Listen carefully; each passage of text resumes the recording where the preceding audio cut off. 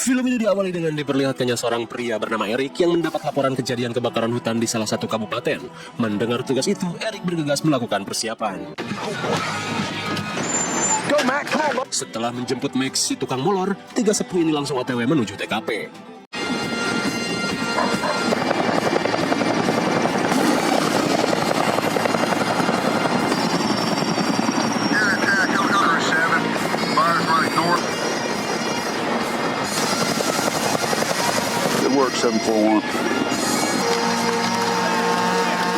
Ternyata Eric adalah ketua dari tim support pemadam angkatan darat. Terlihat timnya sedang sibuk membuat parit api guna mencegah api menyebar semakin luas.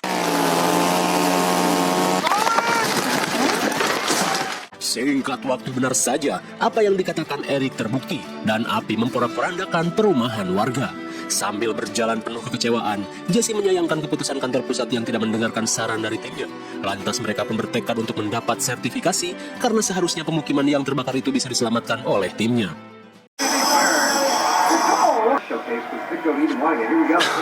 Kemudian scene beralih pada seorang pria yang memiliki jalan hidup suram bernama Brendan. Di tengah asyiknya teler, tiba-tiba ia mendapat pesan dari mantan pacarnya yang berisi kalimat, "Aku hamil, mas."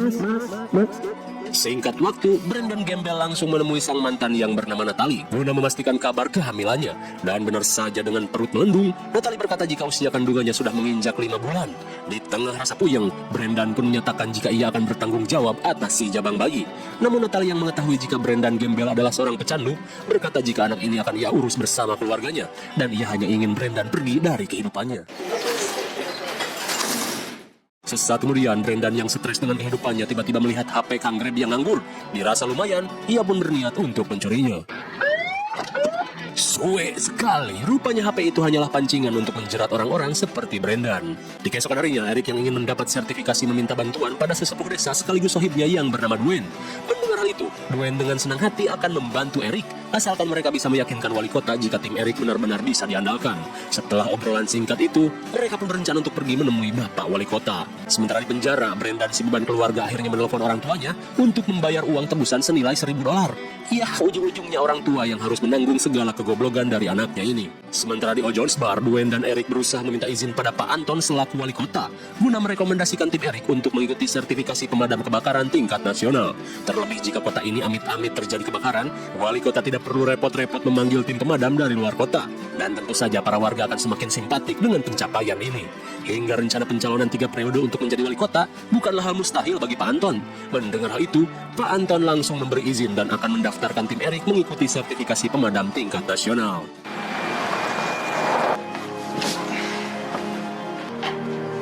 I don't want to talk about it. Kembali pada Brendan, si beban keluarga ini akhirnya bebas setelah ditebus oleh ibunya.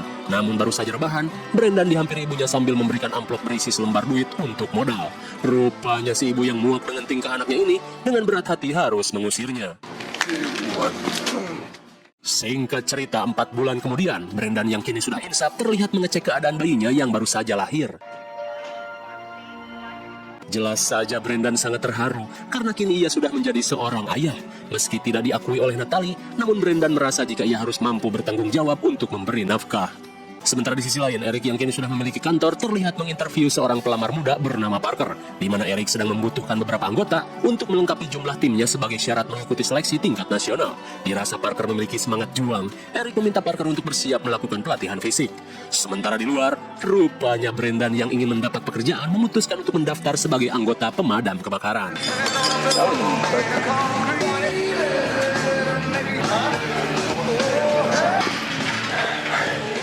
Melihat bocah cungkring dan letoy, Mac dan Jesse langsung merasa iba dan menghampiri Brendan. Lantas Brendan berkata jika ia berniat untuk melamar sebagai pemadam kebakaran di tim ini. Dirasa akan sulit dengan kondisi fisiknya. Mac menyarankan Brendan untuk mencari pekerjaan lain yang lebih ringan seperti menjadi anggota Ormes. We got one slot open. You want to interview for it? Dan saat Brendan akan pulang, tiba-tiba Eric keluar dan menyuruh Brendan untuk masuk. Di ruang interview, saking parahnya kondisi Brendan, Eric langsung tahu jika Brendan adalah seorang pecandu. Namun Brendan meyakinkan Eric jika ia sudah berhenti menjadi pecandu sekitar 3 bulan lalu. Dan kini, ia sedang berusaha menjadi ayah yang baik untuk putrinya yang baru lahir. Brendan pun memohon pada Eric untuk memberikannya kesempatan. Meskipun terdengar tidak meyakinkan, namun Eric yang seolah mengerti dengan perasaan Brendan akhirnya mengizinkannya untuk bergabung. Di tengah latihan fisik, Jesse pun khawatir jika Brendan malah modar di tengah jalan. Namun Eric hanya ingin melihat sejauh mana tekadnya untuk berjuang dan menjadi orang yang lebih baik.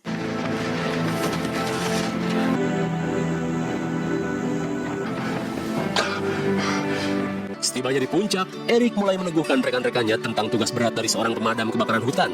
Dan Eric ingin semua rekan-rekannya bisa sepenuh hati menjalankan tugas ini.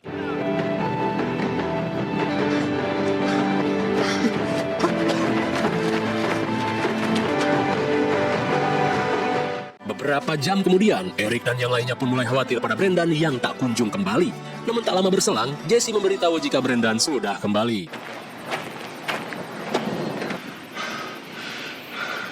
Dengan keadaan hampir mati, Brendan pun menunjukkan jika ia mampu sampai ke puncak dan kembali ke tempat ini.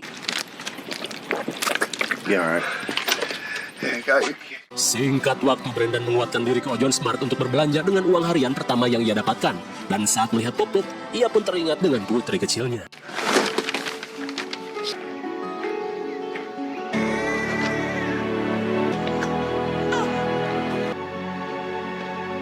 Begitu besarnya rasa tanggung jawab yang Brendan miliki, ia pun semakin rutin membelikan perbekalan untuk putrinya. Dan hal itu mulai mengetuk pintu hati dari Natalie. Singkat waktu, Eric dan Jesse melatih timnya untuk membuat jalur api guna memotong penyebaran api semakin meluas. Di tengah pelatihan menggali, Eric memberikan kuis dadakan pada Brendan untuk mengetahui prosedur-prosedur di tim pemadam. Namun Brendan yang kalut tidak bisa menjawabnya. Can you get any more challenged? Dan akibat kebodohannya, seluruh grupnya harus mendapat hukuman push-up 100 kali. Kesal dengan kebodohan Brendan, Mike langsung membacotinya dengan mengatakan jika mungkin anak Natalie bukanlah anak dari Brendan. Do it! Throw that punch! Put it on yourself! Setelah kejadian itu, rekan Mike berkata, bercanda boleh saja Bung, tapi jangan bawa-bawa keluarga. Mendengar hal itu, Mike pun menyesali tindakannya. Rookies only!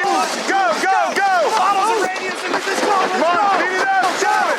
7, 6, 2, 1! Bisa kita lihat mereka melakukan simulasi perlindungan, di mana simulasi ini adalah teknik berlindung dari kobaran api jika mereka harus mendapat kesialan terkepung oleh kobaran api. Hingga di tengah kesibukan, Eric mendapat telepon dari Dwayne yang memberitahunya untuk segera bersiap mengikuti pemadaman hutan. Dan kali ini, Dwayne berharap tim Eric bisa mendapatkan sertifikasi menjadi tim hotshot. Dirasa ini kesempatan emas, Eric langsung mengumumkan berita itu. That's news.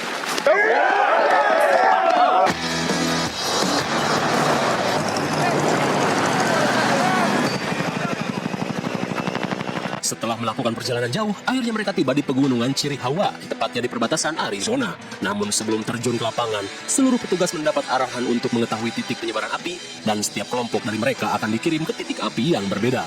Hingga setelah briefing, Eric dihampiri oleh seorang pengamat sepuh bernama Hayes, yang akan mengamati kinerja tim Eric untuk mendapat sertifikasi.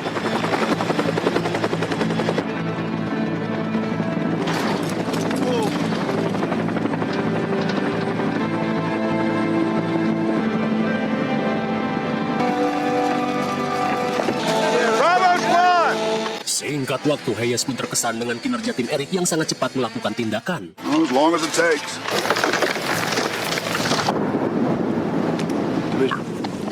Copy that, thank you. Dengan instingnya, Eric menanyakan perkiraan cuaca pada tim pusat. Dirasa api akan mengarah ke titik ini dan merembet ke kota, Eric langsung menghampiri timnya dan berkata jika mereka akan membuat parit api di sekitaran sini. Mendengar hal itu, Hayes pun menyarankan Eric untuk tidak terlalu gegabah, karena bisa saja mereka akan terkepung api dan membahayakan jiwa. Namun Eric optimis jika timnya mampu untuk melakukannya. Ia pun meminta Hayes untuk tidak ikut campur pada anggotanya. I'm telling you right now. Now, step off. Setelah membentak Hayes, harapannya untuk mendapat sertifikasi dirasa sangat kecil. Namun Eric yang tidak peduli meminta anak buahnya fokus mematikan api. Lantas, Eric langsung mengontak Mike dan Brendan untuk mulai melakukan pembakaran. Once you light that fuse, you throw...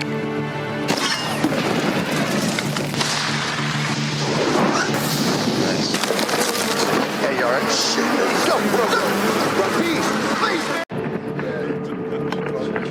Di malam harinya mereka pun beristirahat sambil memantau hutan yang mereka tangani. Dan rupanya, rencana yang dilakukan Eric berjalan dengan mulus. Lantas Jesse meminta Eric untuk beristirahat.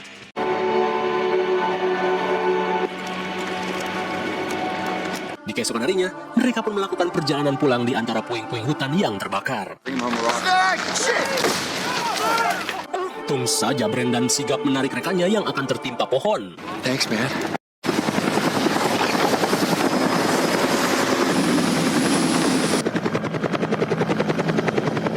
tengah perjalanan pulang, Brendan merasa kesal karena terus-terusan dikerjai oleh timnya ini. Namun Jesse mengatakan meskipun kita hampir mati gemetaran, namun lihatlah hutan-hutan yang bisa kita selamatkan dari kobaran api.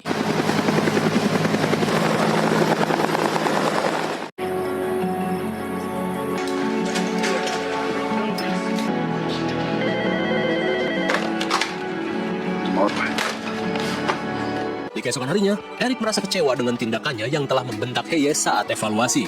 Karena hal tersebut bisa saja menggagalkan sertifikasi dari timnya.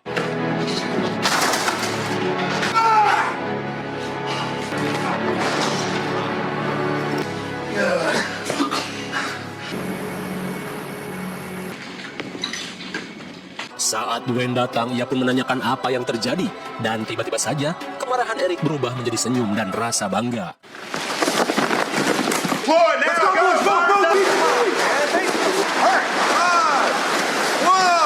Kemudian, Dwayne berkata jika awalnya Hayes mengira tim Eric adalah para penjilat sertifikasi. Namun setelah melihat kinerja tim ini, Hayes mengatakan jika tim Eric adalah tim pemadam terbaik yang pernah ia temui selama 40 tahun menjadi pengawas. Maka dari itu, Hayes meluluskan tim ini menjadi tim hotshot pemadam tingkat atas. Congratulations.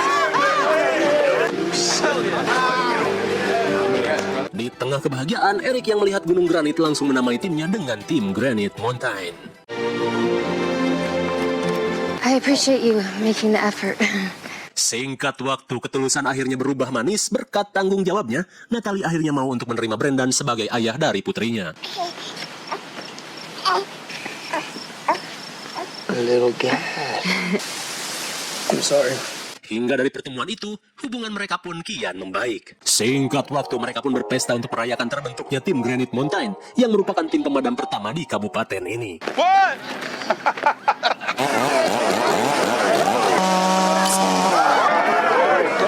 Sesaat kemudian, Brendan pun heran saat melihat Meg yang terlihat murung. Dan rupanya, Meg sedang galau setelah memergoki pacarnya yang selingkuh dengan seorang polisi. Dan kini, ia yang selama ini menumpang hidup di apartemen pacarnya harus diusir. Mendengar hal itu, Brendan yang tidak ingin Meg luntang-lantung, mengajaknya untuk tinggal di rumah cicilannya. Oh, jelas saja Meg sangat berterima kasih pada Brendan yang selama ini ia bully. Singkat cerita, 9 bulan kemudian, Brendan yang selesai bertugas mendapat titipan untuk menjaga anaknya. Dan rupanya, hingga saat ini Meg pun masih nebeng di rumah Brendan. Dan kini mereka yang awalnya tidak akur dan selalu ribut, akhirnya menjadi bestie sejati.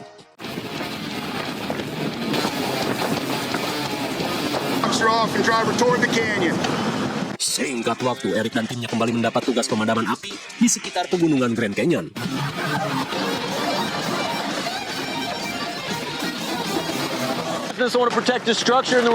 Setibanya di TKP, terlihat mereka langsung melakukan briefing untuk misi pemadaman. Namun di tengah briefing, tiba-tiba Jesse melihat pesawat pengebom air mendekati mereka. Suwe sekali, hampir saja mereka tersapu bom air akibat si pilot yang tidak menyadari keberadaan mereka. Dirasa semua orang baik-baik saja, mereka pun bergegas melakukan tugasnya. Singkat waktu, Eric dan Brendan terlihat membuat jalur api untuk memotong rambatan kebakaran. Namun sesaat kemudian, tiba-tiba obornya mengalami masalah. Dari kejadian itu, api pun lebih cepat merambat dan membesar.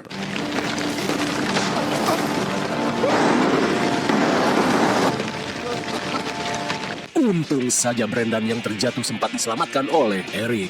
Singkat waktu, akhirnya tugas yang mereka emban berjalan dengan sempurna dengan membuang kebakaran ke tebing hutan.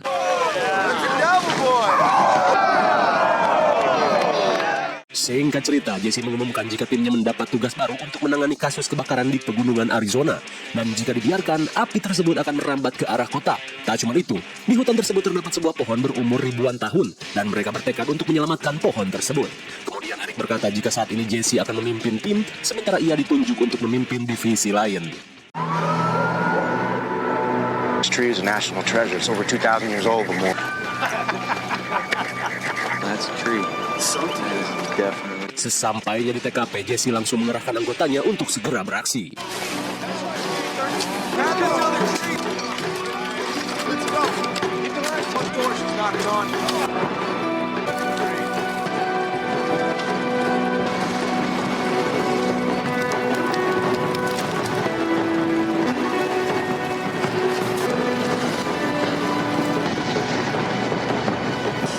Now that's what I call life. Keren sekali, begitulah cara kerja api melawan menggunakan api. Dan akhirnya mereka berhasil melakukan tugasnya dengan sempurna. Hey, you're stepping on my ass. Granite Mountain on 2. 1.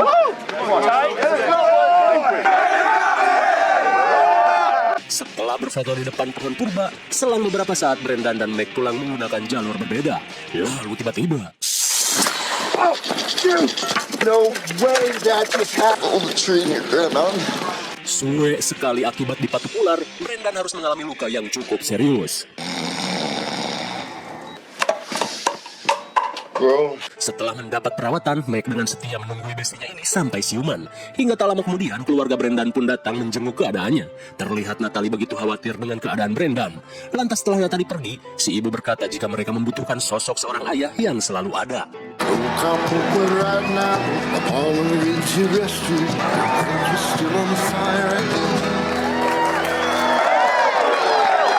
Talking about as anxious as a cat about to shit a peach pit. Di tengah meriahnya pesta, Eric pun heran dengan Brendan yang tiba-tiba gelisah dan mengajaknya berbicara. Dan ternyata Brendan ingin berhenti menjadi pemadam kebakaran setelah musim ini berakhir. Dengan alasan ingin mempunyai waktu luang lebih banyak supaya bisa berada di sisi anaknya. Mendengar hal itu jelas saja Eric kecewa dan menolak karena segala prestasi yang ditorehkan Brendan bersama tim Granite Mountain. Eric pun mengingatkan Brendan jika alasan kota ini selamat dari kebakaran kemarin adalah berkat kerja sama Brendan bersama timnya. Dengan kata lain, Brendan sudah menyelamatkan seluruh kota termasuk anak istrinya. Eric pun menyarankan Brendan untuk bertahan di dalam timnya. Singkat waktu, Amanda pun heran dengan Eric yang terlihat murang-maring gak jelas. Lantas Eric mengatakan jika ia merasa kesal dengan Brendan yang tiba-tiba ingin keluar dari timnya dengan alasan keluarga. Akan tetapi Amanda bisa memaklumi keinginan Brendan, apalagi ia sudah mempunyai anak yang membutuhkan waktu luang setidaknya seminggu sekali. Lalu Amanda menambahkan seharusnya Eric pun melakukan hal yang sama, karena setelah puluhan tahun bersama Eric selalu mengutamakan pekerjaan dibandingkan dirinya.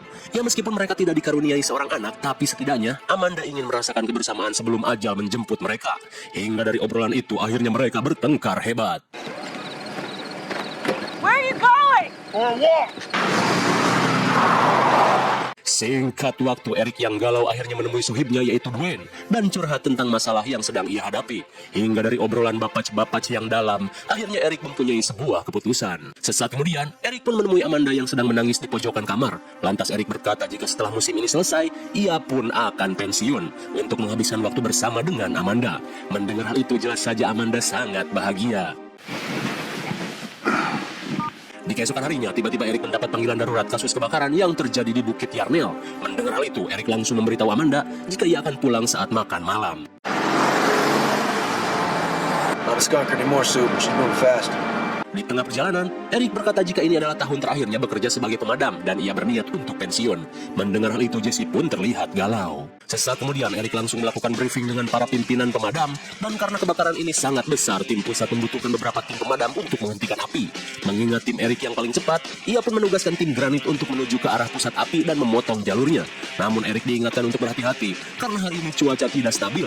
Namun jika sudah tidak sanggup, jangan memaksakan diri, mereka pun diperintahkan untuk segera mundur. Kemudian ada sebuah safe zone yang bisa mereka gunakan dengan bangunan yang tidak mudah terbakar jikalau hal tak terduga malah terjadi. Setelah melakukan briefing, mereka pun bergegas melakukan tugasnya.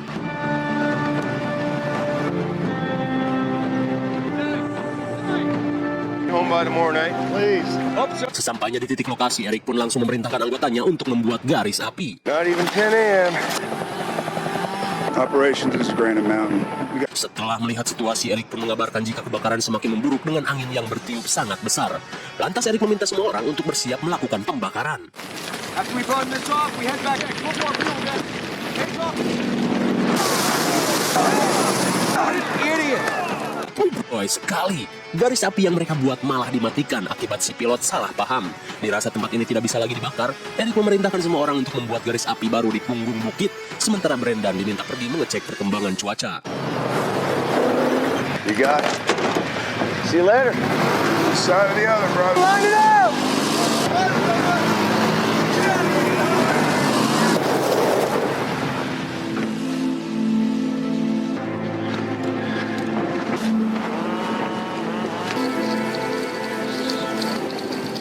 Granite Mountain, stand by for weather. Setelah mengeceknya, Brendan mengatakan jika saat ini cuaca cukup baik, namun ia akan terus melakukan pemantauan sampai yang lain berhasil membuat jalur api.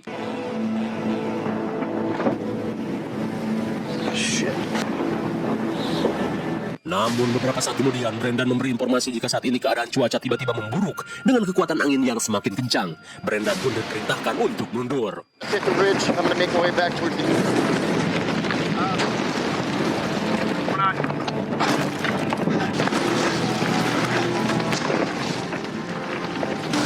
Hey, I'm at the dozer. Di tengah kepungan api, Brendan pun kesulitan mencari jalan keluar. Bersamaan dengan hal itu, tim Granit pun diperintahkan untuk mundur. Brandon Mellon! Pack it up! Let's go!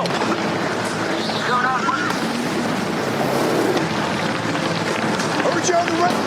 Boys, I've got your lookout. Fire's making... Untung saja pemadam dari tim lain mendengar radionya dan bisa menyelamatkan Brendan. Kemudian mereka mengatakan jika jalur utama sudah dikepung api dan tim Granit diperintahkan untuk segera mundur. Melihat keadaan api semakin menggila, Eric pun meminta penjemputan untuk disegerakan. Attack operations. Where are those heavy? Granite Mountain, can you... Kembali pada Eric, pusat pun memberitahu jika air tanker tidak akan sampai tepat waktu karena posko-posko sudah habis terlalap api. Di saat itu pula rekan-rekan Eric terlihat was-was dan seakan mempunyai firasat buruk yang akan menimpa mereka. Di tengah kebingungan, Eric yang melihat shelter evakuasi langsung memerintahkan anggotanya untuk berlindung ke tempat tersebut. Back to work, boys. Copy that. Melihat shelter masih terlihat aman, Eric pun memberitahu pusat untuk melakukan penjemputan di area shelter. Almost hit the ranch. Looks good. Kemudian, Eric meminta Jesse untuk mempercepat langkah karena cuaca sewaktu-waktu bisa berubah. Sementara di sisi lain, Brendan akhirnya tiba di kota Yarnell dengan selamat. Di tengah rasa was-was, Brendan langsung memantau keadaan timnya dengan mendengar percakapan lewat radio.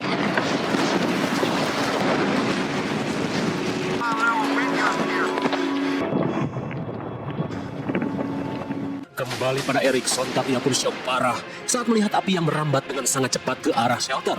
Dirasa keadaan memburuk, Eric yang panik langsung kembali dan meminta semuanya melakukan teknik perlindungan karena kembali ke bukit pun tidak akan sempat. Arizona 16.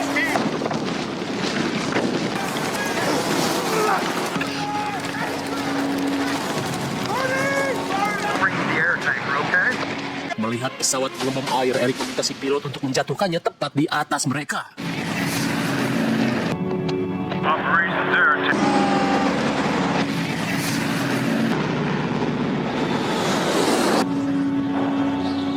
Lagi-lagi akibat gangguan komunikasi, pesawat pengembang air malah melintas begitu saja. Okay, Granite Mountain, air attack. Power's been cut off. Okay. We are prepared. In the brush. Okay, copy that. So you're on.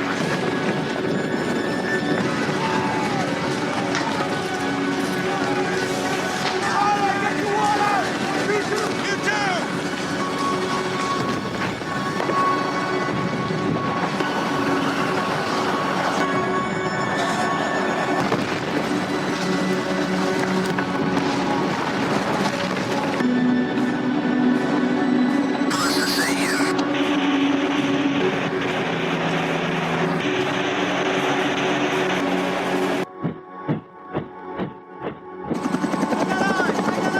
Saat api padam, terlihat tim penyelamat pun mencari tim Granite Mountain di antara puing-puing abu.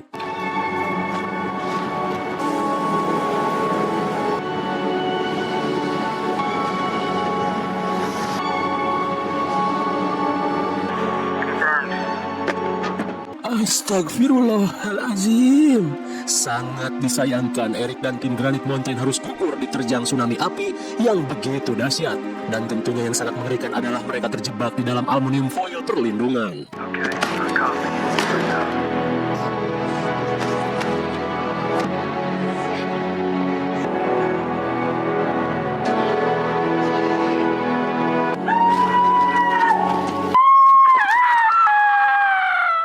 Sesaat kemudian, Brendan yang syok parah ditenangkan tim Blue Rivers dan mengajaknya untuk berkumpul di aula sekolah untuk mengumumkan pada masyarakat. Sementara itu, Dwayne bersama istri dan Amanda sedang OTW menuju tempat tersebut. Namun di dalam telepon mereka mengabarkan 19 anggota tewas dan hanya satu saja yang berhasil selamat. Not good.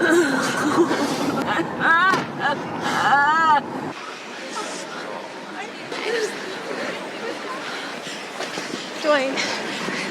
Setibanya di posko, seluruh keluarga anggota pemadam begitu cemas setelah mendengar kabar Granite Mountain yang diterjang api secara langsung. Di antara rasa was-was, mereka ingin tahu siapa satu orang yang selamat dari insiden tersebut. Hingga di malam harinya, Brendan baru saja tiba di tempat tersebut.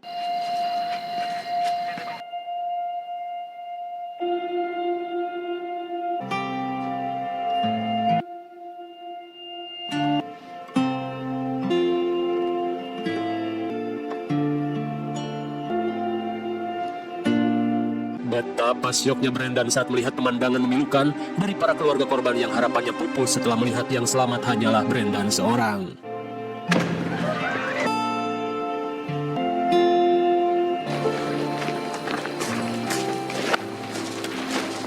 Di tengah kesedihan yang teramat dalam, terlihat Amanda pun meminta Brendan untuk tidak merasa bersalah atas kematian suaminya dan juga anggota-anggota lainnya.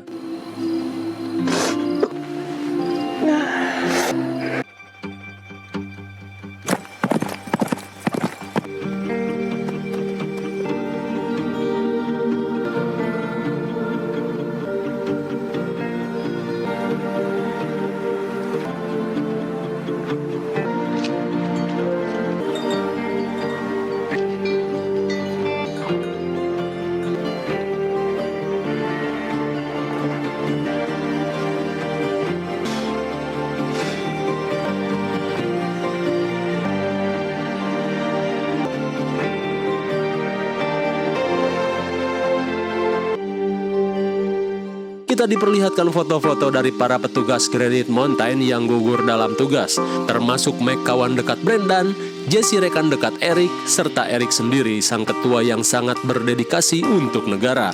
Hingga Brendan yang menjadi satu-satunya orang yang selamat dan menceritakan kisah ini hingga diangkat menjadi film terbaik. Dan di akhir scene, catatan sejarah mengungkapkan jika regu pemadam Granite Mountain adalah pahlawan pemadam kebakaran terbaik, di mana mereka adalah satu-satunya tim yang mencapai status elit tipe 1, di mana mereka telah menyelamatkan hektaran hutan, ratusan kota serta orang-orang yang tak terhitung jumlahnya.